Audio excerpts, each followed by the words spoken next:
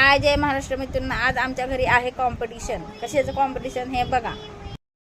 हे बघा, हा नारळ तोडायचा आहे. त्यातलं एक स्मितू, 2 किशोर, 3 ही प्रांजल, 4. या चौघातला जो पण हा नारळ फोडणार त्याला 100 रुपये बक्षीस. आणि त्यात काय ट्विस्ट आहे माहिती आहे? फक्त हातानेच फोडायचा. नो दगड नो काय नावाचं. Game is start.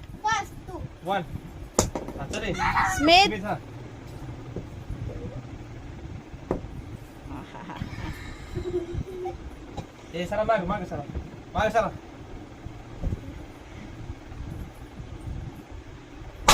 O my God.